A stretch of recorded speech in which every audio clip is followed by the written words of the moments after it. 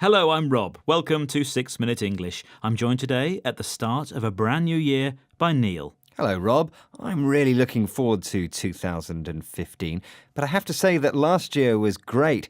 So great, I'm thinking about creating my own time capsule. Really? A time capsule? You mean a kind of box or container where you can store objects and information so that people in the future, yourself included, will know how we lived at this particular time? That's it.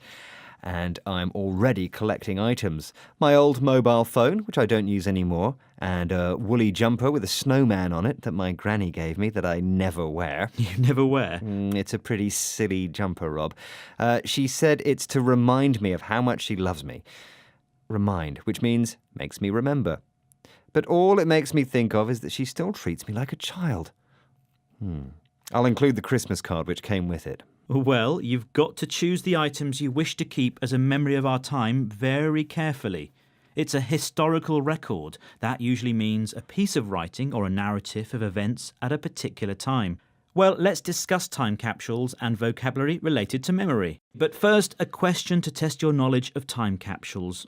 The International Time Capsule Society is based at Oglethorpe University in Atlanta in the US, and it studies these artifacts.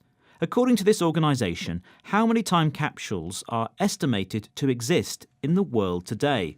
Is it A, up to 15,000, B, up to 150,000, or C, up to 1,500,000?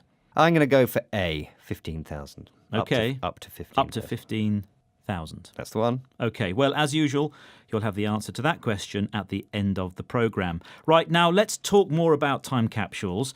One of them was in the news in the last couple of weeks. A capsule was found in a public building in Boston. I've heard about this.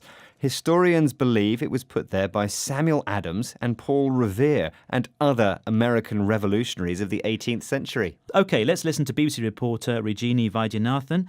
Can you tell me exactly where this time capsule was hidden? It was during repair work at the Massachusetts State House in Boston that the time capsule was discovered, hidden in the cornerstone.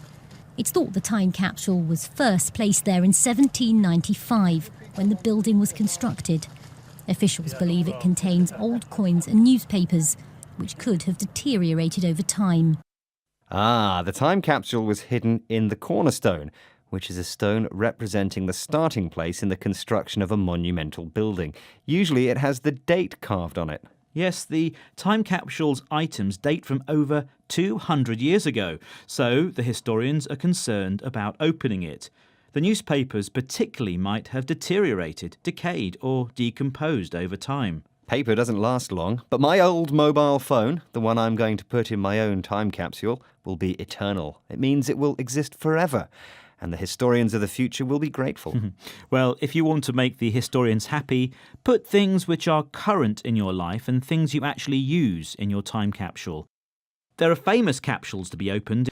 The American company Westinghouse created two of them, one for the 1939 New York World's Fair and the other for the same event in 1964.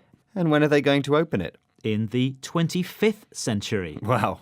Well, that's it, Rob. I'm going home and I'm going to start working on my own time capsule. Good. I'm glad to see you're so enthusiastic, Neil. But be careful not to make the mistake these guys in the Writtle Junior School here in England made. They put their items in a box 25 years ago and they buried the capsule in the garden. And what happened to it? It isn't centuries later, but it must be interesting for these people who are now adults to see what's inside. Well, it would have been interesting, but it didn't happen. Listen to head teacher Nick Taylor and tell me why they didn't open their time capsule. There were letters in it, coins and various things. So we called in Writtle Heritage and they had a good explore around the garden with the metal detectors and they couldn't find any evidence of it. I think we've dug about 3 holes around our school garden, but we had to stop because we were slowly destroying it. They forgot where they buried it. Yes, and they used metal detectors, electronic devices which can find metallic objects underground, and even so they couldn't find their time capsule. And before I forget, let's go back to the question I asked at the beginning of the programme. You asked how many time capsules are estimated to exist in the world today. Yes, and the options were up to 15,000, up to 150,000, or up to 1,500,000. Well, and you said? Yes, I said up to 15,000. And this is the right answer. Hooray! Well done, yes. The International Time Capsule Society has set up a registry of time capsules, and it estimates there are 10,000 to 15,000 time capsules worldwide. And the organisation believes that more than 80% of all time capsules are lost and will not be opened on their intended date. Well, I will remember where I kept mine, that's for sure. Good for you. Well, that's it from us for the moment. We've been talking about time and we've run out of it. But let's just remember some of the words we used today. Neil. Time capsule. Remind. Historical record. Cornerstone. Deteriorated. Eternal. Metal detectors. That's it for today. Do log on to bbclearningenglish.com to find more 6-minute English programmes. And we wish you all a happy new year. Bye-bye. Bye.